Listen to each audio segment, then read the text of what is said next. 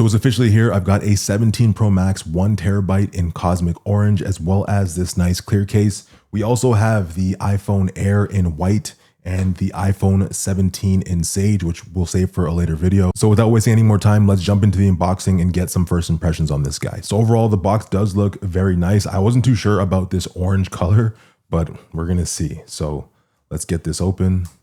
And a nice reveal for you guys. And there she is, the iPhone 17 Pro Max in cosmic orange. Hopefully you can see that there. My B cam today is the Osmo Pocket, so it might not be the greatest. So that is the cosmic orange iPhone 17 Pro Max.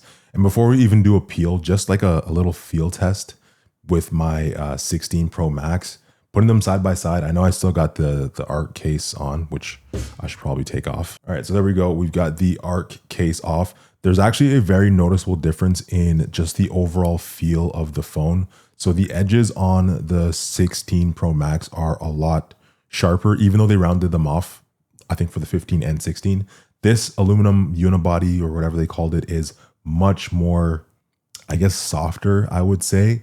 But the phone does feel heavier and a little bit more chunky. So let's go ahead and get the peel out of the way. Bam, and power this guy on. Boom, Apple logo.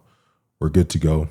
So yeah, overall, looking at this color, I don't mind it. Like, I think when I saw the three, so the silver, the blue, and this orange color, I immediately gravitated towards the silver just because of my 16 Pro Max, and I've always liked this color, the natural titanium or whatever they called it. And then for some reason with the 17 Pro lineup, I just found because they did that little two-tone look, the silver 17 Pro Max has this portion that looks very white to me. So I've seen it in person once and it just looked a little bit off. So in my opinion, as nice as this color is, like, it's something new and people are excited about it because it's different. They wanted bolder colors for the Pro lineup.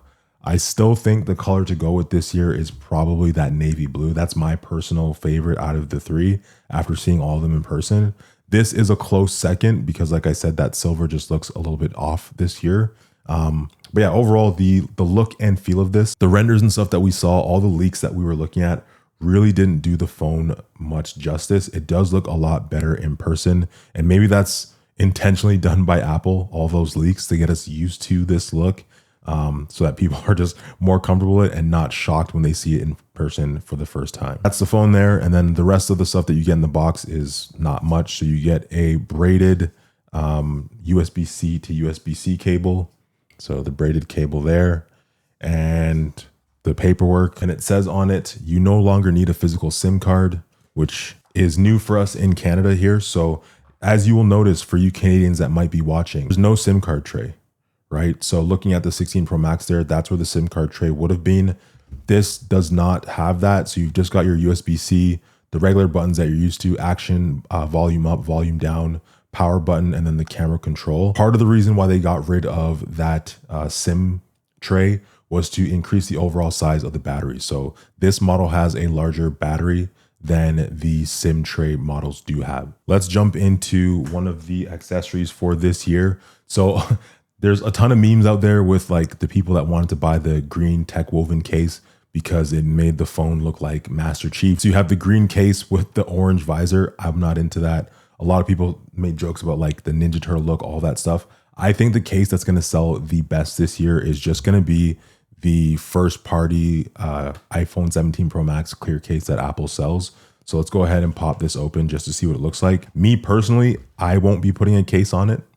I'm so used to rocking that ARC case now that I just like the feel of the phone naked, so to speak. So this is a first party clear case. You can see that this white section here is pretty opaque, so it blocks out the back of the phone. So for whatever reason, they decided to make that white. And that's what I was saying about that silver colorway for this guy. It has like the same white look to it on the silver Pro phone. So popping this into the case. And so this is the look that you get when you use that clear case.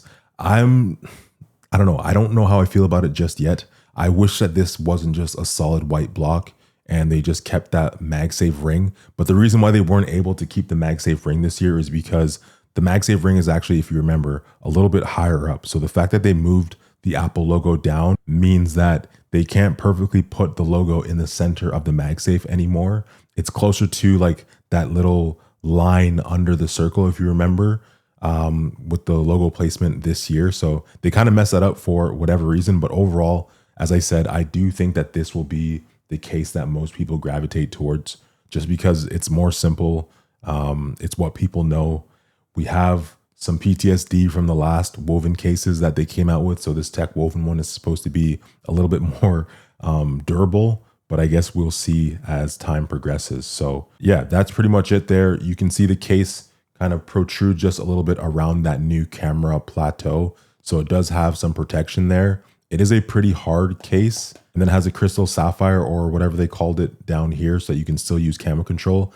I don't know how many people actually use camera control still. I turned mine off, and the only thing that I use that button for is to launch the camera, which is pretty fast, pretty nice. But if you're coming from Android, you're probably used to the double power press to get your camera up anyways, which is equally fast in my opinion. So this button has become kind of useless, which is why you probably remember from the keynote, they never really spoke about it. Like, I don't remember them saying anything about camera control this year. They also spent very little time talking about the action button. So it's just all business with this phone. And yeah, I mean, that's pretty much it. So let me just pop this back out of the case.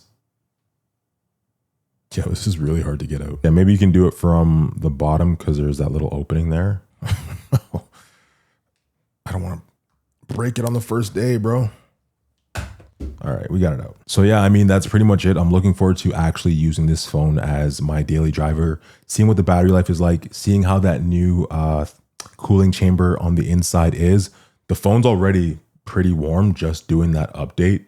So I'm kind of curious as to how warm my 16 Pro Max was during this same period of time while just updating the phone. But you can definitely feel the back isn't as bad. So the aluminum is doing a good job at conducting that heat, but on the screen side, it's definitely very warm to the touch. So that's pretty interesting. I didn't expect it to get warm already. But yeah, man, that's pretty much it for me because it's going to take a minute to get all my stuff from my 16 Pro Max over to the 17 Pro Max. I've got a lot of photos and stuff. And if there's anything that you want to see in the full review or the day in the life, for example, feel free to throw some suggestions down in the comments as well to help me out. But yeah, man, that's pretty much it. That is the iPhone 17 Pro Max in the all new cosmic orange color. So much love as always, throwing up 2 of them, and I'll catch you guys in the next one. Peace.